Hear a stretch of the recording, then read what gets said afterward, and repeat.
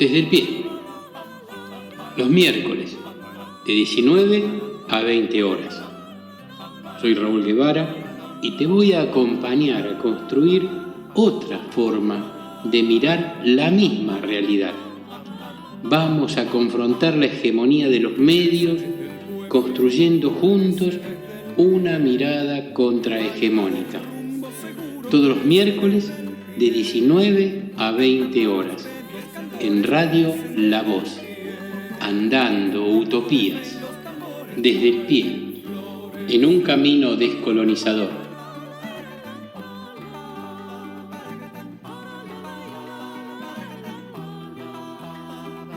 Para de toser, trabajando 12 horas, cobra 2 monedas al mes para mantener 4 personas. Y no hable de meritocracia, me da gracia, no me jodas que sin oportunidades esa mierda no funciona. Radio La Voz, andando utopías, canciones, poemas y noticias. Acordate dónde estás, fíjate siempre de qué lado de la mecha te encontrás.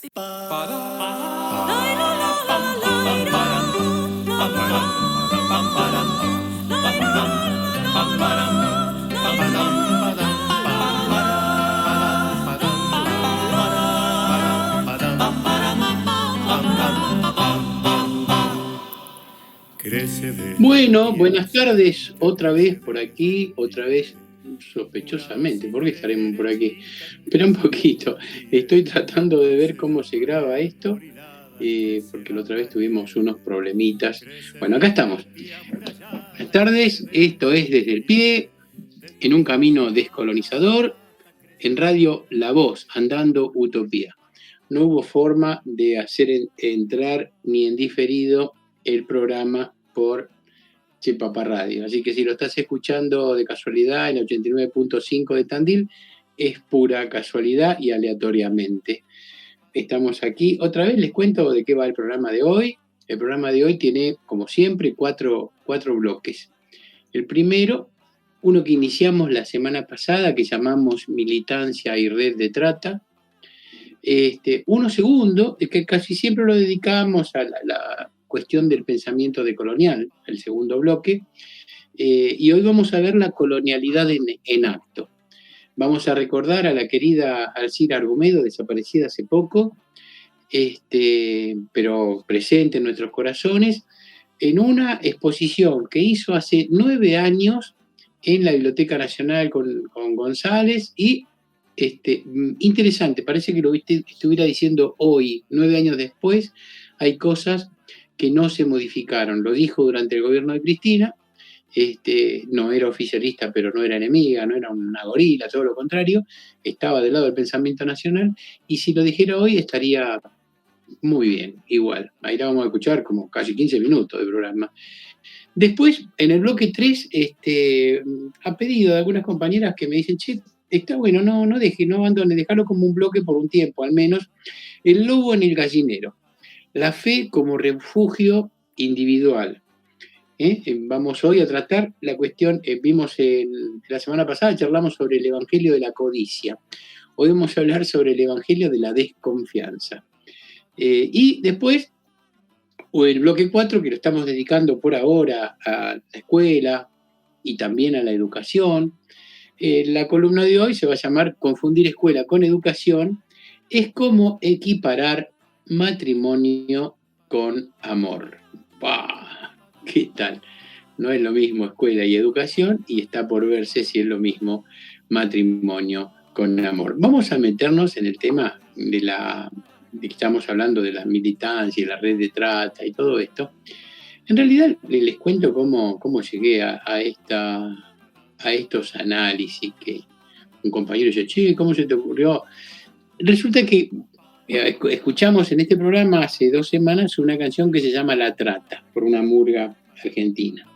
Y dije, a ver, y empecé a escuchar y dije, pero esto se le parece mucho a algunos compañeros que he conocido que se dedicaron a militar, y que eran ofrecidos por punteros y decían, che, para ahora, para las PASO, o para las elecciones generales, tengo 10 militantes para cubrir la mesa de fiscales en tal escuela. Bueno, y ofrecían los servicios, ¿sí? Gratuitos de otros compañeros. Y entonces vi cómo era la cuestión esta en el movimiento de la trata. Existe esto, ¿no? Te ofrecen. Después cómo te captan, cómo se van captando los militantes, las maneras de... Y esto lo hemos analizado en el programa anterior.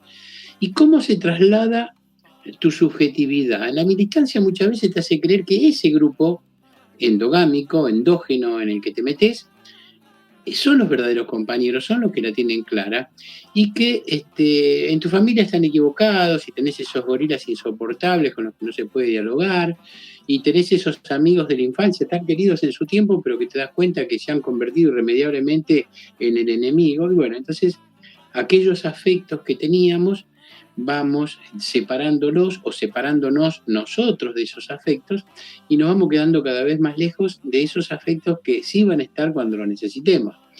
Y en vez de primero tratamos de convencerlos. Los otros tienen sus argumentos, o no les interesa la política, o te dicen que son apolíticos porque en realidad son de derecha. Bueno, ¿son el enemigo? Esto está para discutirse. No necesariamente son el enemigo, pero su accionar puede servirle al enemigo. Entonces, el gran trabajo del militante, si no podés militar en tu familia, si no podés militar con tus amigos, ¿a quién vas a ir a convencer? Bueno, entonces, ahí hay un tema donde se traslada tu subjetividad y te vas separando de esa gente. También la subjetividad se te va a modificar cuando te enseñan a ser orgánico, ¿no? Es decir, acá hay que ser orgánico, yo soy orgánico. El ser orgánico anula tu posibilidad de pensamiento crítico, ¿sí? Y además te dicen, bueno, yo soy soldado de tal causa, soy soldado de Perón, soy soldado de Cristina, soy soldado del marxismo, soy soldado de la iglesia, ¿sí? Y esta mirada, el soldado no piensa, el soldado obedece órdenes. Y esta es la peor forma de hacer política. Es la forma más estalinista o más fascista o más nazi de hacer política. Cuando vos te convertís en soldado, estás al horno, porque tenés que obedecer órdenes de alguien que va a ser tu oficial, tu suboficial o tu general, a quien le tenés que... Y entonces tenés que... o tu emperador, y tenés que respetar sus caprichos, porque no te van a explicar por qué se toman esas decisiones, ¿sí? Y los que en realidad quedan arriba en esta estructura de movimientos en nuestro país, la mayoría de las fuerzas políticas que están en la disputa por el gobierno suelen ser policlasistas, es decir, responden a más de una clase social. Pero a la hora de gobernar, son los sectores medios, ilustrados, muchas veces universitarios, los que se hacen del gobierno, los que se hacen de los cargos de decisión, con lo que dejan una enorme masa de población fuera. Y muchas veces aquellos que tienen todos los recursos no son los que manejan la economía, es decir, no son los dueños del país los que manejan la economía, administran el Estado. Para eso tienen a sus gerentes. Los gerentes que ellos tienen son los que van a administrar el Estado. Entonces, es importante esto del traslado de la subjetividad. ¿En manos de quién dejo mi voluntad? El asunto es que, y cuando te vas, hay cosas que vas a dejar de recibir. Por ejemplo, la remera. Por ejemplo, te vas a quedar en deuda afectiva con esa gente que te había recibido también en ese grupo, ¿sí? Y cuando dejas tu militancia, porque te van a decir, te quebraste, ¿sí? Pero el quebrarse, un militante quebrado, no tiene contención ni asistencia psicológica. Es decir, aquellos antiguos compañeros de militancia no van a preocuparse de cómo vas a resolver vos este drama que te genera el haberte ido, ¿sí? Y cuáles son las razones por las que te fuiste. Ahí entra a jugar de todo. Casi siempre son personales, pocas veces son ideológicas, y son ideológicas cuando vos recuperás tu pensamiento crítico, cuando te dejas de aprender los argumentos que te bajan en las gacetillas y podés hablar por vos mismo y discutir. Por eso es necesario hacer lo que se ha hecho con la militancia en el caso de las fuerzas populares. Ya no hay lugares de debate, ya no hay lugares de discusión. Hay tweets, 140 caracteres, hay algún videíto a la apurada en TikTok, algún videíto apurado o una noticia remasterizada por canales que se ocupan de recortar y titular y poner un zócalo que nada tiene que ver con lo que estás escuchando. Enorme revolcada de fulano a mengano, terrible parada de chata, importante, le cantó las 40, fulano le cantó las 40. Bueno, miras, la noticia no tiene nada que ver, el zócalo, con lo que ves. La otra cuestión es cuando estás dentro de la militancia, vas recibiendo deudas, algunas veces económicas, hemos dicho en el programa anterior, cuando te consiguen algún laburo en el organismo del Estado, o algún laburo o alguna beca, o alguna renta, o algún plan, ¿sí? Y te van dejando en deuda. O también en deuda de tipo afectivo, es decir, hay una deuda de capital material y otra de capital simbólico, como si nosotros te conteníamos, si nosotros estábamos con vos. Esta es una cuestión también a tener en cuenta. Y inmediatamente después de la deuda existen las sanciones. Es decir, ¿cuál es la peor sanción para un militante? Es que no pueda pensar por sí mismo, el que no pueda participar en la discusión y en los debates y en las tomas de decisiones, que se entere que hay una mesa chica, que los cuadros son tan cuadrazos, que la militancia solo sirve para ir a llevar la boleta, doblar boletas y llevarlas ahora, que es el tiempo en que ellos, esos cuadrazos de la mesa chica, figuran los nombres de ellos. Y no te explican por qué metieron a tal persona, a cual otra, cuál es la militancia que acredita esa persona que está en la lista. Entonces, después se sorprenden cuando en las PASO el pueblo no quiere ir a votar, el pueblo se resiste, una cantidad enorme de gente que directamente decidió no votar. Bueno, esto es como para seguir pensando en esto de la militancia como una trata de personas. Vamos a escuchar hoy, la verdad que cada vez que me pongo a hacer producción, no es tan fácil encontrar bandas en los países vecinos, en los países latinoamericanos, sobre todo porque se encuentran fuera de los circuitos comerciales. Y bueno, ahora les voy a presentar a los Cachiporros, que son paraguayos. Unos paraguayos, yo te estoy diciendo que son paraguayos. Cuando los escuches, vamos a ver si te hubieras dado cuenta de la nacionalidad. Y la canción que vamos a escuchar se llama Para Espantar. Así que espero que les guste como a mí me gustó.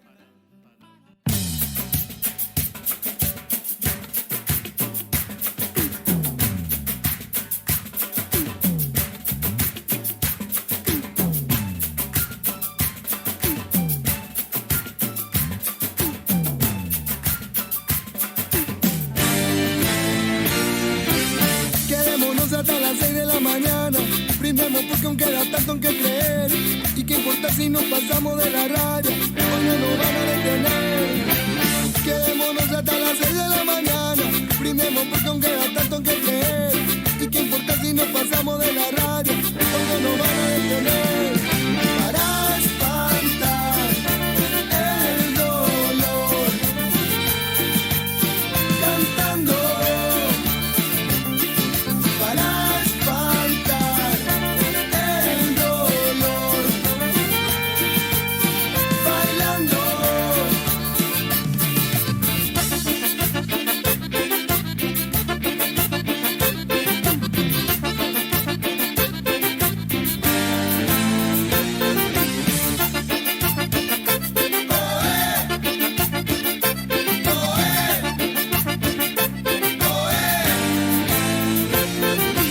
Quedámonos hasta las 6 de la mañana. Dejemos que el sol hoy nos haga renacer. Y qué importa si nos pasamos de la raya, hoy no me pienso detener. Para espantar el dolor, cantando. Para espantar el dolor, bailando.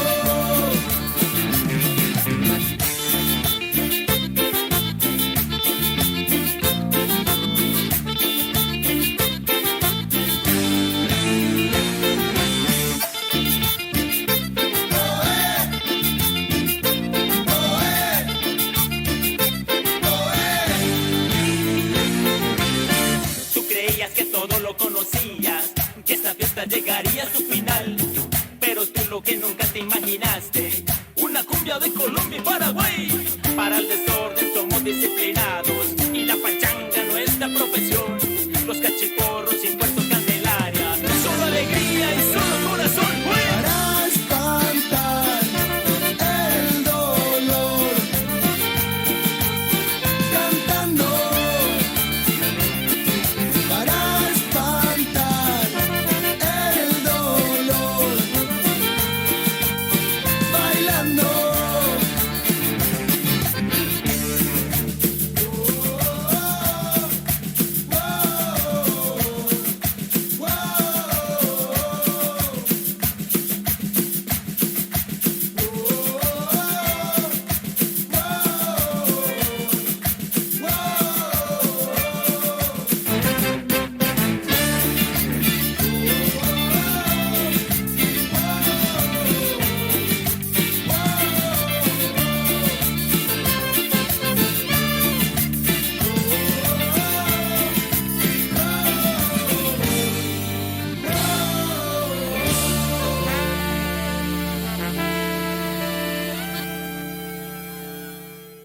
Aquí estamos otra vez abriendo el micrófono.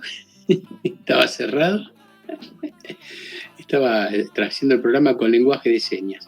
Y estoy pensando en estos días la cuestión de lo decolonial. Voy trayendo autores distintos, pensadores del campo nacional, popular, latinoamericano, que nos vayan ayudando a pensar. Y a pensar, me parece que hay por lo menos 3 cuestiones que están vinculadas al pensamiento decolonial. Para mí la primera cuestión es la cuestión del género, ¿no? Es decir, esta división de cómo se cuenta la historia. Si uno quiere leer historia latinoamericana, se va a encontrar con una historia de hombres blancos, de las pequeñas burguesías, los terratenientes, los que se quedaron con las tierras de sus padres españoles. Pero después no vamos a encontrar una historia de los otros hombres. Si nunca vamos a escuchar o a leer una página que nos cuente que las guerras de la independencia en América Latina fueron guerras civiles. Es decir, que nunca cruzó un ejército español a luchar en el Virreinato Río de la Plata o el Virreinato del Perú. Fue una guerra entre latinoamericanos que ponían el cuero y sus jefes eran criollos, algún español por ahí como jefe, pero esto no lo vamos a escuchar y no lo vamos a pensar. Y cada vez que nos cuentan que hubo alguna mujer en la historia, era una generala valiente o una compañera de algún general que se las aguantaba, y nunca nos vamos a enterar cuántas veces marcharon los hombres con sus mujeres y los críos a cuesta, y los trastos y las ollas para alimentar a esa tropa que iba. No nos vamos a enterar.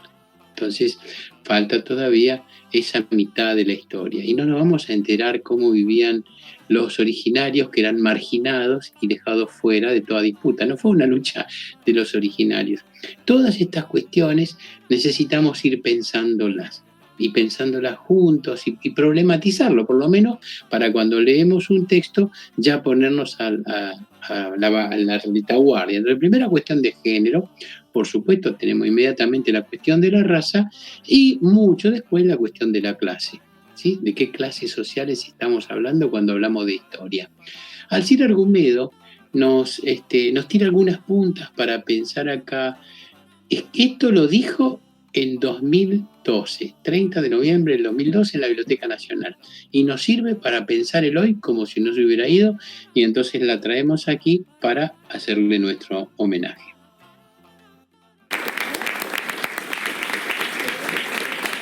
Yo voy a empezar por el mundo y sus alrededores para plantear en qué mundo estamos parados, porque verdaderamente cuando hablamos de un cambio de época histórica es en serio un cambio de época histórica, o sea, hay una situación muy similar en estos años a la que se dio cuando comienza ese periodo de la edad contemporánea, donde confluyen 3 aspectos principales, que es los impactos de la revolución industrial en ese momento que van a trastocar profundamente los esquemas productivos, de servicios, etc.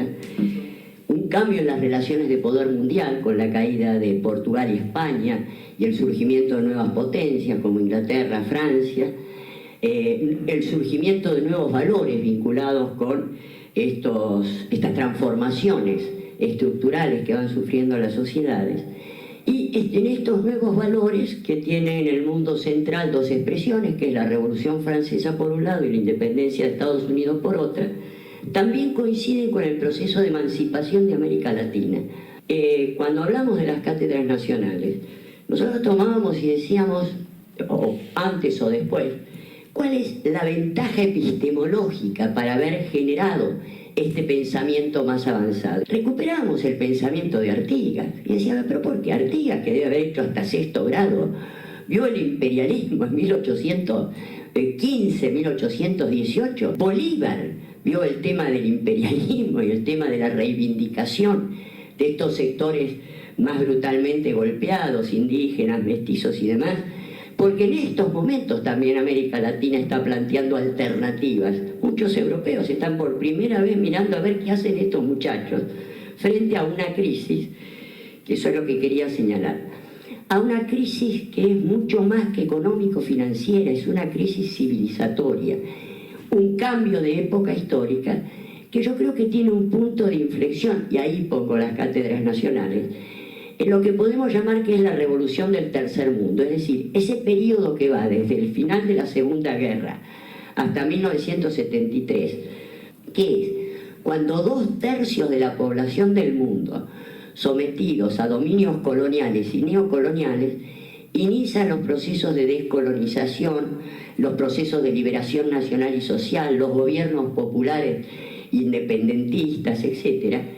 Y esto va acompañado de una gran revolución intelectual. Esta revolución del tercer mundo se acompaña de un movimiento de la ilustración del tercer mundo, equivalente a lo que fue el movimiento de la ilustración en la Revolución Francesa, pero más abarcativo.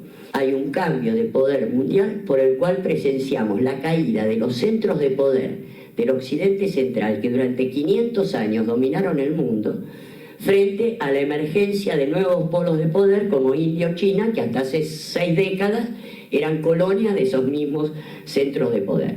Hay muchos desafíos y esto es lo que me parece que es lo que necesitamos discutir para meternos, a ver cuáles son las diferencias con las cuales enfocamos las alternativas de Argentina hoy.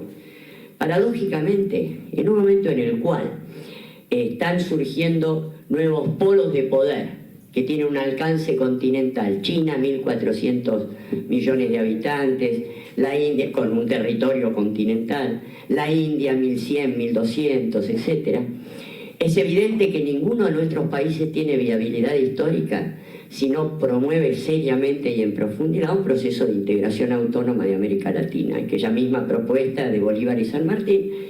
Y en esto es algo que nosotros reconocemos como una cosa muy correcta, el hecho de este pasaje desde las relaciones carnales con Estados Unidos de Menem y el canciller Di Tella, a esta búsqueda de una creciente integración, a ciertos límites al ALCA, etcétera, etcétera.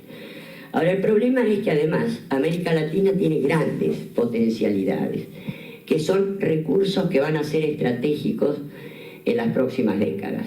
Minerales, combustibles, agua, alimentos, etc.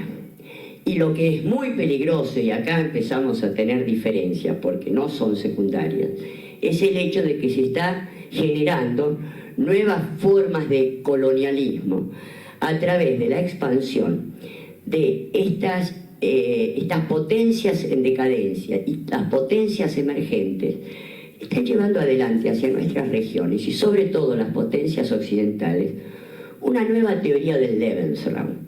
La teoría del Lebensraum es esta teoría que desarrolla Friedrich Ratzel, que habla de el derecho de las razas y los pueblos superiores de apropiarse de los territorios de los pueblos salvajes o inferiores, si es necesario eliminarlos para desarrollar ahí la civilización, o en todo caso apropiarse de los recursos de esos sectores para la civilización. El vuelco desde los países centrales, de aquellas producciones e industrias contaminantes y depredadoras que están prohibidas en los países centrales hacia nuestro territorio. Y acá está la minería a cielo abierto. La minería a cielo abierto no es chiste. El Parlamento Europeo, esta minería que utiliza cianuro y agua en gran escala, que como el metal está distribuido, y ya no es el socavón, está distribuido en los cerros, hay que tirar los cerros abajo, es decir, donde había cerros va a haber grandes pozos, etcétera, donde queda restos de metal mezclados con cianuro, agua y barro por los siglos de los siglos. Solamente la mina Veladero en San Juan deja un dique de cola, que es como se llama, del tamaño del dique San Roque, nada más que con un barro tóxico de agua, cianuro y metales pesados, por los siglos de los siglos. El tema es que esto, el Parlamento Europeo en el 2007 lo prohibió en todo el territorio de Europa por evaluar que tiene consecuencias catastróficas e irreversibles. Y esta es una primer gran crítica. Entre el 2003 y el 2011, el crecimiento de la minería a cielo abierto en la Argentina ha tenido un incremento de un 1500%. Esto es equivalente a lo que fue la forestal hasta mediados del siglo pasado, donde se le permitió que arrasara con 2 millones de hectáreas de bosques de quebracho en función del desarrollo del Lebensraum de la época. Y todavía hoy, 50 o 60 años después de haber terminado eso, el INTA está determinando que los procesos de desertificación y los procesos de sequías en la zona donde estaba el bosque y lo aledaño son todavía secuelas de la devastación de esos 2 millones de hectáreas de bosques nativos. La segunda cosa que aparece como altamente preocupante es el hecho de que, si bien nosotros apoyamos la nacionalización de YPF, sabemos que nuestra crítica hacia la política energética es una de las críticas más duras, no solamente por lo que se permitió en los 20 años desde la privatización de Menem, impulsado por Oscar Parrilli, fue el miembro informante de la privatización de YPF, sino además por haber concesionado a Cerro Dragón, la reserva más importante de la Argentina, haberla concesionado por 40 años a la British Petroleum, 10 años antes de que vencieran las concesiones. Ojo, son críticas que se venían haciendo y cuyas consecuencias estamos pagando hoy. Hoy lo que se está pagando es la incorrección de la crisis petrolera y lo que se permitió a las grandes corporaciones una extracción sin ningún tipo de control. Ustedes saben que extraían a declaración jurada, imagínense a la British Petroleum, a la Exxon, te juro por Dios a qué barriles. No se los obligó a que hicieran una inversión de manera tal que te quedaste sin reservas. ¿Y qué nos traen ahora? El petróleo fracking, Sonam. Como ustedes saben, a diferencia del petróleo convencional, el petróleo fracking, el petróleo convencional está en napa, entonces uno perfora, sale. El petróleo shale, o no convencional, es un petróleo que está solidificado entre las rocas. Para sacarlo hay que hacer inyecciones hidráulicas con grandes cantidades de agua y ácidos que desarticulan rocas para poder liberar ese petróleo. Ahora, ¿qué pasa? Al liberar ese petróleo, a la ruptura de las rocas, rompe también el cauce de las aguas subterráneas y genera dos problemas: contaminación irreversible de las aguas subterráneas. Ojo, con ácido que destruye piedras, cosa que Argentina no necesita hacer. Argentina tiene reservas suficientes, sí se vuelven a hacer exploraciones en el territorio, y además tiene toda la cuenca subterránea que va desde Tierra del Fuego hasta el Golfo de San Jorge, pasando por Malvinas, que está explotando petróleo. El tema es que esto sí lo necesita Estados Unidos, porque Estados Unidos tiene en cuestión sus fuentes principales de provisión de petróleo, que es el Medio Oriente. El petróleo shale le significa estratégicamente la garantía de autosuficiencia, pero para nosotros es una locura. El tercer elemento que se ha incrementado desbocadamente es la soja, para la exportación a China y para la producción de biocombustibles. Es otra locura, muchachos.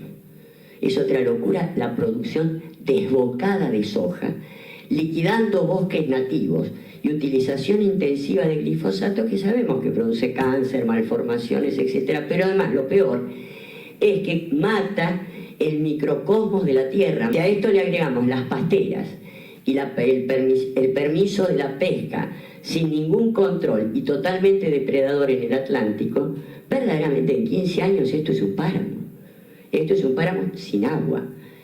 El tema fundamental es que ahora nos dicen que se va a hacer petróleo y gas fracking en Entre Ríos, ni más ni menos que la provincia que tiene mayor potencial de agua potable y está sobre el acuífero guaraní. Es una locura lo que sucede con esto. Seriamente, estos son elementos que hay que tener en el debate. ¿Por qué? Porque era lo que señalábamos. Verdaderamente, Argentina tiene posibilidades de reorientar sus formas productivas dentro de una reorientación de políticas que son lo que nosotros criticamos por no haberlas llevado adelante. Ni hablar del problema de los trenes, la reconstrucción del sistema ferroviario, 30.000 kilómetros de vía, con una articulación, se podría haber hecho tranquilamente, genera decenas de miles de puestos de trabajo y desarrollo científico-tecnológico propio. Que la decisión que se toma, la decisión que toma Jaime, por ejemplo, el secretario de Transporte, comprar 3.000 millones de dólares de material ferroviario en España y en Italia, del cual solo se pudo utilizar un 20%. Pero en el 2010, la máxima autoridad, junto con Franco Macri, compran en China 10.000 millones de dólares de material ferroviario construido en China, con la paradoja de que en China todavía funcionan vagones y locomotoras que Argentina le vendió en los años 70. El tema de la flota mercante, el tema del sistema impositivo y financiero. No ha habido una reforma impositiva que corrigiera la brutal regresividad del sistema impositivo de la Argentina. Es una barbaridad que la señora de la villa pague un 21% por un paquete de yerba mate, mientras los grandes especuladores de la bolsa no pagan ni 50 centavos. Otro aspecto a tener en cuenta, que nos preocupa mucho, es el tema precisamente de que al no pensar un proyecto de reconstrucción industrial en serio de la Argentina sobre la base de industrias básicas, principalmente públicas, y cuando decimos públicas decimos empresas autónomas, al margen del vaivén de los gobiernos, sí estatales, pero gestionadas por trabajadores, técnicos, profesionales, usuarios, etcétera, de manera tal de garantizar políticas a largo plazo y al mismo tiempo la mayor transparencia para que no estén sometidas a los procesos de corrupción. Que hoy el 50% de la población económicamente activa está precarizada, desocupada o en negro. Y esta proporción alcanza el 75% en los jóvenes trabajadores de 18 a 29 años. Lo que quiero señalar, estamos en una situación que tenemos en la mano una bomba de tiempo. Realmente estamos ante una situación de cambio civilizatorio, ante un potencial muy grande. Si nos equivocamos y con cierta actitud despectiva hacia los otros, con chicanas, con sectarismo, como nos hemos venido moviendo, no nos engañemos. Somos de una irresponsabilidad profunda. ¿Por qué yo planteaba, para ir cerrando antes que Pani me haga callar, planteaba por qué lo de las cátedras nacionales? Porque en realidad las cátedras nacionales, les decía, fue un momento, fue una expresión más de ese movimiento intelectual, de la ilustración, llamamos así, que acompañó a la revolución del tercer mundo. Yo creo que verdaderamente es una etapa de la historia altamente atractiva, donde las sociedades se están moviendo, no importa qué pase. Los indignados, acá se señalaba, el movimiento de los indignados no encuentran un cauce, pero están planteando la necesidad de un cambio. Y creo que ante estos desafíos no nos podemos dar el lujo de que nuestros debates se basen en chicanas, y por eso creo que por eso quisimos plantear de debatir, primero al menos con los amigos, porque hay muchas cosas que tiene que afrontar este país y sería absolutamente irresponsable que nos sigamos chicaneando o que sigamos generando falsas opciones cuando los desafíos y los deberes son demasiado grandes. Nada más.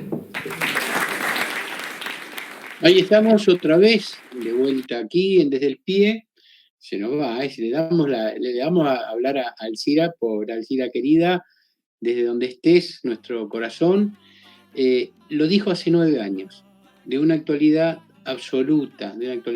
No entremos en la chicana, vamos al debate.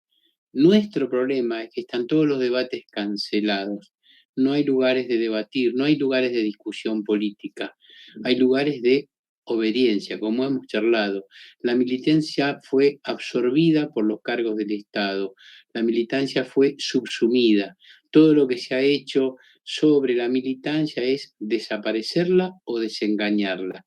Le han hecho perder la confianza.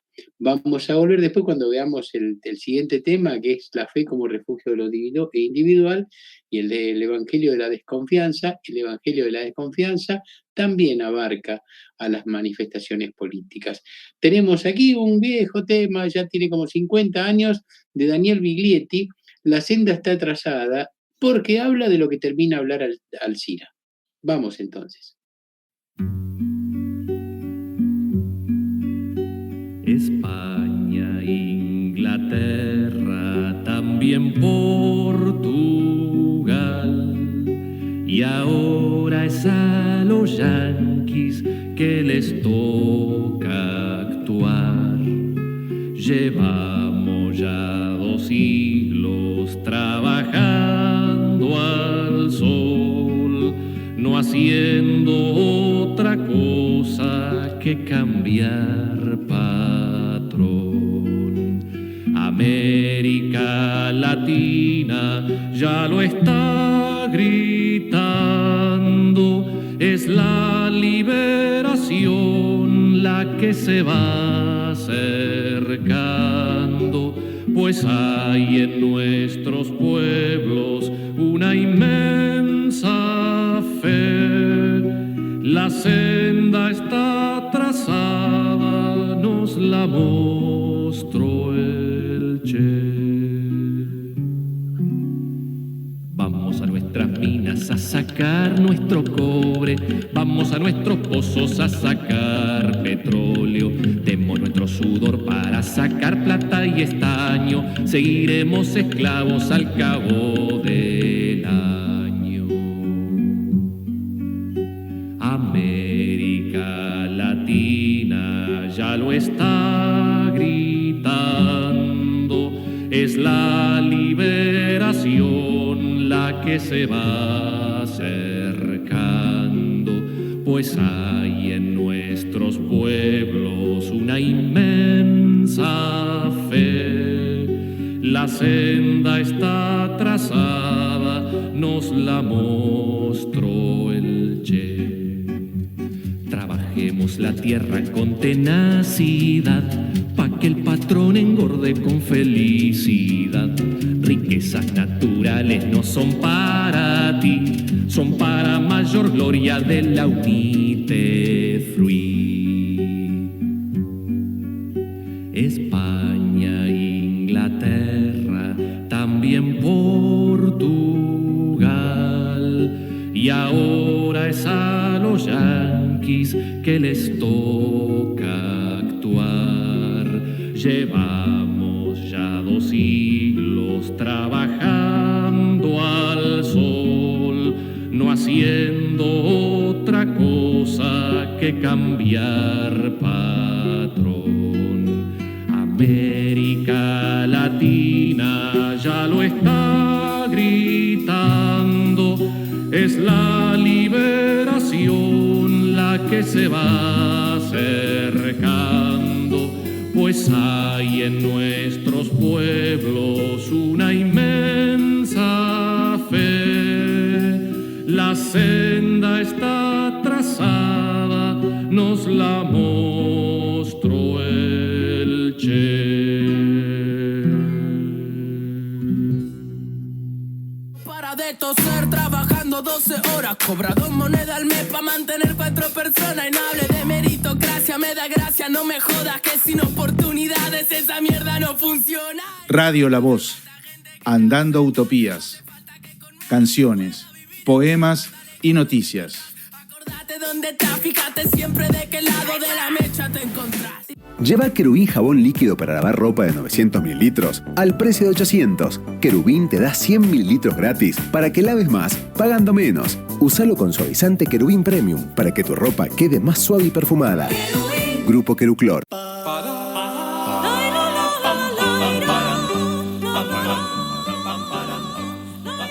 Estamos otra vez volviendo, si nunca nos fuimos, ¿cómo no vamos a volver?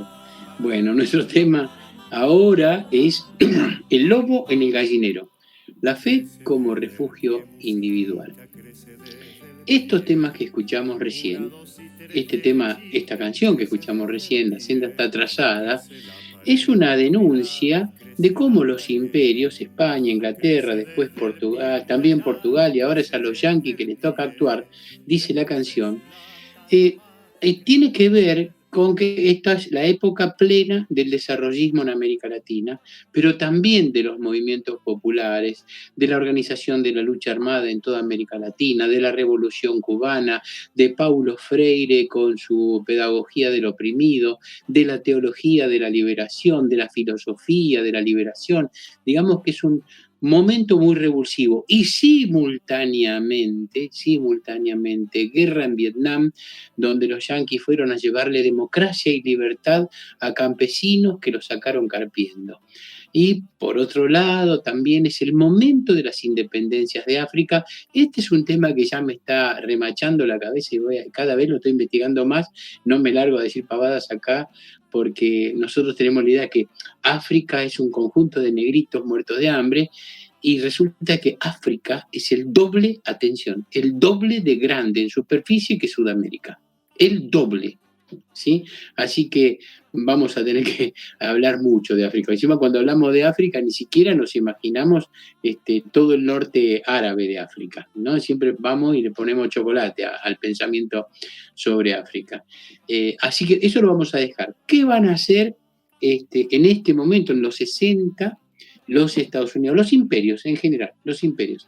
Van a mandar con la ONU, en el caso nuestro con la OEA, en el caso de África con la Unión Africana, colaboradores técnicos, desinteresados, que van a ir a ayudar a los pueblos subdesarrollados. Como para ellos nosotros somos subhumanos, estamos por debajo del humano, también nuestro desarrollo está por debajo de su desarrollo, y por eso también somos subdesarrollados, para no llamarnos lo que somos dependientes.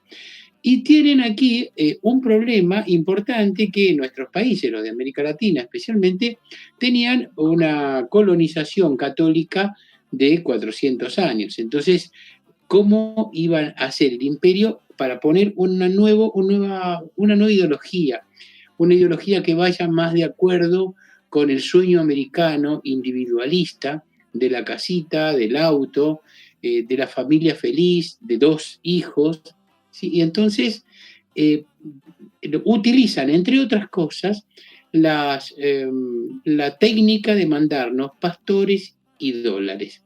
Y así como últimamente se puso de moda el evangelio de la codicia, también instalaron un evangelio de la desconfianza. El evangelio de la desconfianza invita a que te salves, pero que te salves solo, ¿sí? La salida es individual. ¿Por qué? Porque la confianza es la creencia, es una esperanza, es una fe persistente que uno tiene en otras personas o en instituciones o en políticos. Y en realidad el evangelio de la desconfianza lo que te propone es: no confíes en nadie, ni siquiera confíes en vos. Dios te está mirando, tu única confianza tiene que estar en Dios. Y entonces si yo no puedo confiar en nadie, todos los demás son emisarios del demonio. Todo lo que se me diga para ayudarme a pensar puede ser un mensaje cifrado que el demonio me está mandando. Y entonces, justamente me están invitando desde esta definición a alejarme de toda salida de comunidad, de toda salida comunitaria. Es decir, la idea es que yo puedo realizarme yo solo, ¿sí? Y en esto van a intervenir casi todas las iglesias. Todas las iglesias van a tener algo para decir. Y entonces, desde la Iglesia Católica, que va a decir, no desconfíes, el propio Papa Francisco dice, necesitamos ser sanados por la desconfianza en nosotros mismos, en la vida, en el futuro, de muchos miedos. Tenemos que sanarnos de los miedos que tenemos. No tenemos que seguir desconfiando en nosotros, en la comunidad. Ahí, digamos, la Iglesia Católica está saliendo con su voz. Y también otras iglesias cristianas, sobre todo, no exploro el pensamiento musulmán, primero porque en América Latina es de poca incidencia, no nula incidencia. De hecho, uno de los templos más grandes de América Latina está en la ciudad de Buenos Aires y otro está en Caracas, probablemente dos de las ciudades más pobladas de América Latina. Hay también en Sao Paulo y hay también en la Ciudad de México grandes templos islámicos. Y no lo abordo por pura ignorancia, no por falta de interés. Cuando me puse a estudiar el Islam, como no hablo árabe, descubrí que para los árabes el único texto sagrado, el único Corán sagrado es ese que está escrito en árabe. Y las traducciones pueden servir, pero no son consideradas textos sagrados. Así que ahí ya me pusieron un límite interesante, ¿no? Bueno, solamente esto quería contarles de los evangelios de la desconfianza. Es esa forma de predicarte que te dicen, tenés que cuidarte de todos, cuídate del vecino, cuídate del pariente, cuídate del cuñado, cuídate de tu suegra. Probablemente sea el único mensaje más interesante, cuídate de tu suegra. Pero todo lo demás es proponer que no puedas pensar en conjunto, que no puedas pensar en comunidad, que no puedas pensar con el que tenés al lado, que no puedas pensar un nosotros. Y entonces ahí estaría bueno pensar ese concepto de la patria somos nosotros. El otro es el adversario, la patria somos nosotros. Y pensado así, Latinoamérica somos nosotros. Por eso la traje a Alcira Argumedo, que en su texto es el nosotros latinoamericano. Y lo estudia, es el texto más conocido de Alcira Argumedo, ha escrito varias cosas, pero probablemente la obra cumbre es esa.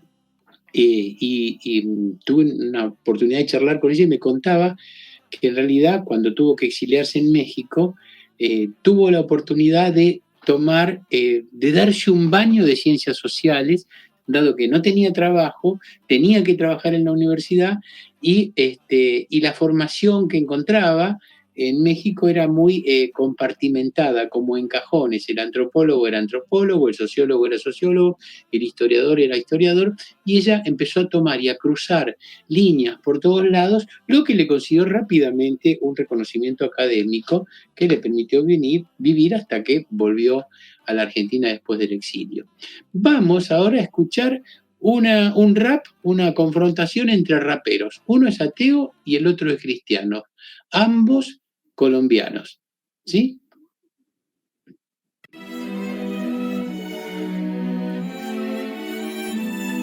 Hey yo, Creyente.7 Junior, Delgado Music. Cuando pequeño recitaba versos, agradeciendo al supuesto Dios del universo, ese en quien tú crees y por el que te arrodillas, mientras huérfanos se duermen sin comida y sin un beso.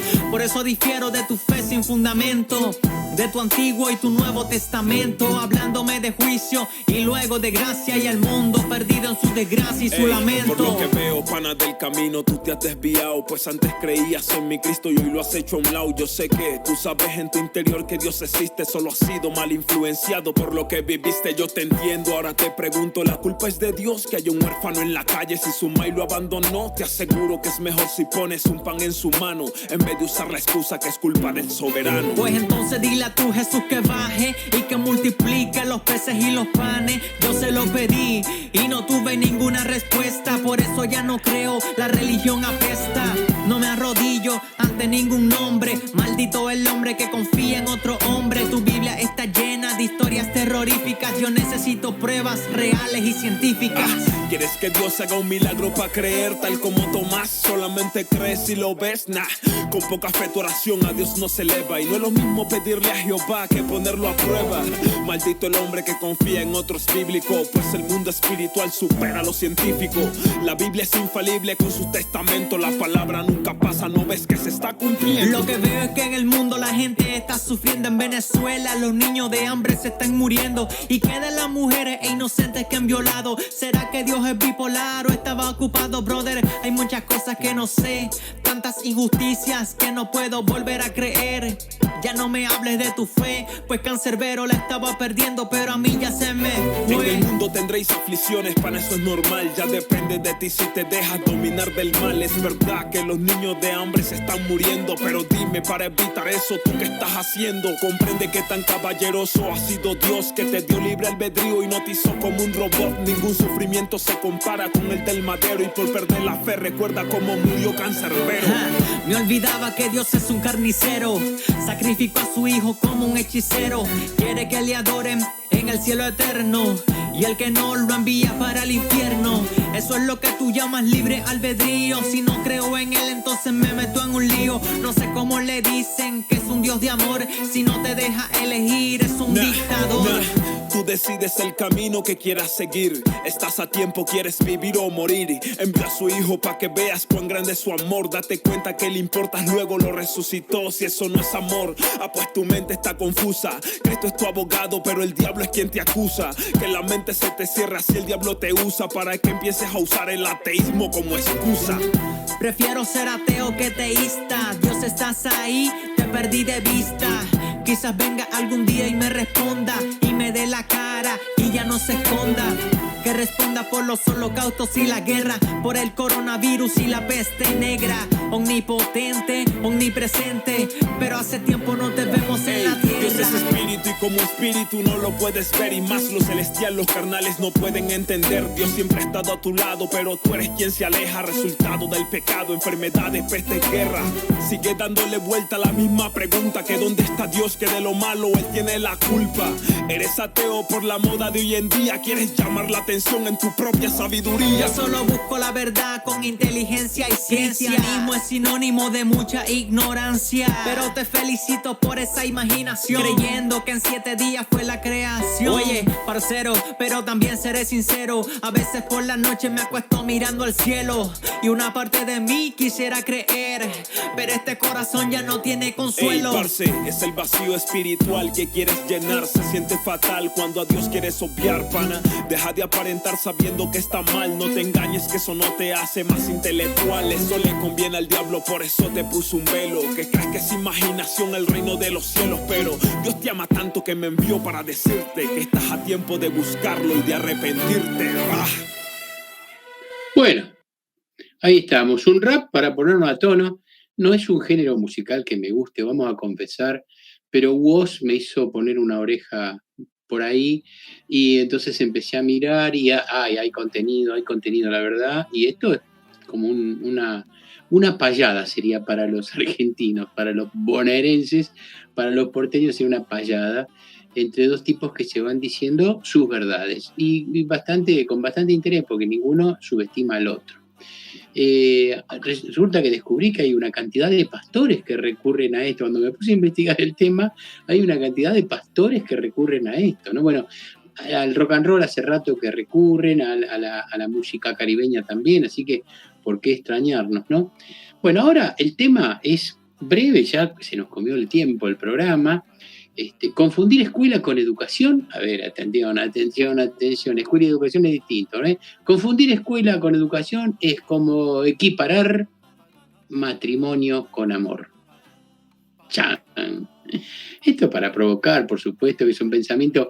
Usted sabe que cuando le dicen que usted es un mal educado, no le están diciendo que la maestra de 2º grado no le enseñó la tabla del 2.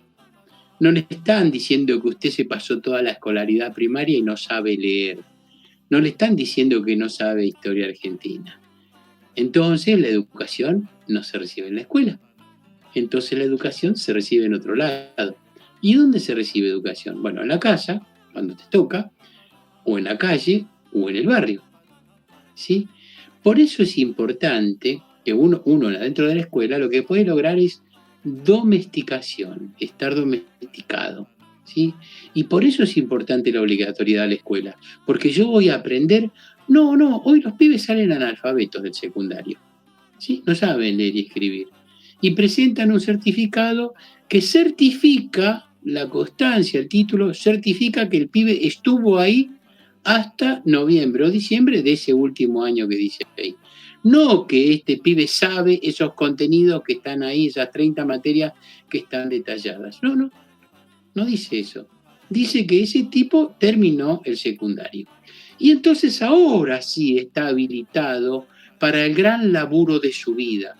Ahora le podemos poner a la piba linda, le ponemos una calza apretadita y la ponemos a vender nafta, combustible. Y al pibe más o menos presentable lo ponemos a pasar el trapo en el supermercado. ¿Sí? ¿Ven? Para esto sirve el secundario. Para que te den un laburo que no necesita cualificación, pero partiendo del supuesto que en la escuela aprendiste a decir permiso, gracias por su visita, aprendimos a decir eso, no aprendimos otras cosas. Normas de urbanidad, domesticación, y ese era el propósito. ¿Por qué? Porque este ganado domesticado, para el que fue creada la escuela en la década de 1880, 1870 en adelante, para eso fueron creadas las escuelas, para domesticar y para además que la burguesía, la hegemonía, los terratenientes puedan definir cuáles son los contenidos que nosotros tenemos que reproducir y en qué lengua tenemos que hablar. Tenemos que hablar en castellano, en esa lengua imperial. Y evidentemente, si llegamos al secundario, se nos va a poner alguna exigencia con alguna otra lengua imperial, que en principio eran varias. Hasta la década del 90, uno podía tocarle en la escuela inglés, francés, italiano o portugués. Desde la década del 90, solamente inglés. Y esto es el colonialismo. Y ya estamos terminándonos el tiempo. Esto es lo que quiero, este lugar, este bloque 4, para generar pastillitas en las que podamos ir pensando algo de la educación. Yo siempre me quedo corto, por eso siempre me quedo a medio pensar por acá. Y encontré, mañana voy a ir a escuchar al Alemán y a Emiliano, que van a estar en Tandil, donde yo vivo. En YouTube los vamos a encontrar. Vamos a escuchar ahora La misma alienación, que tiene que ver con la educación, en la casa y en la escuela. Vamos a escucharlos entonces, Mili, y nos despedimos hasta el próximo programa.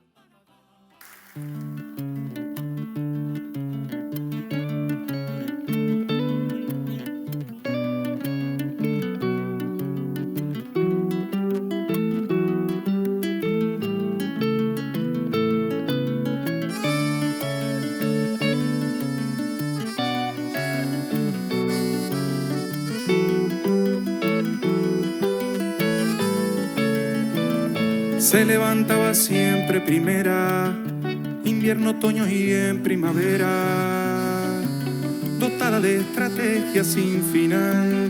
Yo nunca me quería levantar. Mi madre me mandaba a la escuela, merienda, bolsa, pan con manteca. Yo tuve quien me dijo eso está mal, quien me enseñara un caminito para andar. Hay quien no podrá sentir lo mismo, derrumbándose al abismo, sin motivo ni razón. Si solamente como el resto de la gente refleja lo que aprendió. Sin ir a la escuela, sin tener la panza llena, si no hay nadie que te explique cómo es lo que te muestran de botija, como malo, como bueno, lo aprendes. La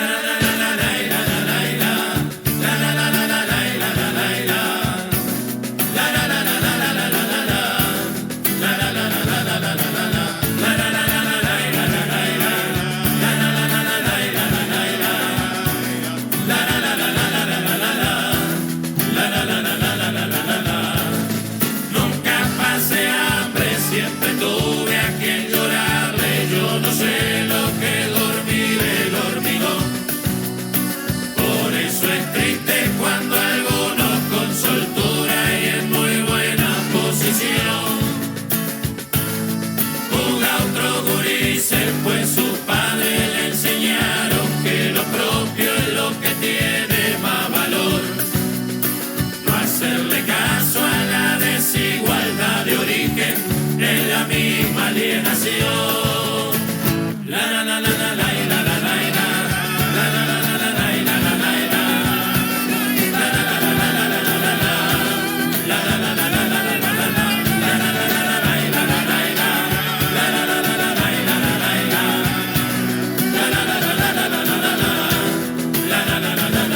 la nunca pasé hambre, siempre tuve a quien llorarle. Yo no sé lo que dormir el hormigón. Por eso es triste cuando algunos con soltura y en muy buena posición juzga a otros gurises, pues sus padres le enseñaron que lo propio es lo que tiene más valor. No hacerle caso a la desigualdad de origen es la misma alienación. La la la la la la la la la la la la la la la la la la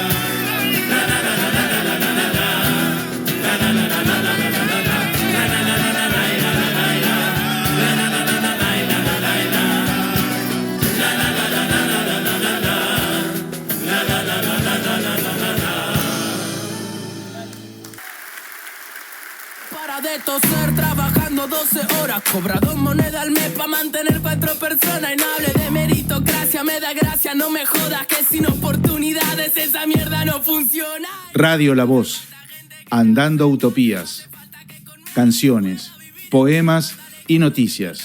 Acordate dónde estás, fíjate siempre de qué lado de la mecha te encontrás. Finalizó Desde el Pie. Los esperamos el próximo miércoles 19.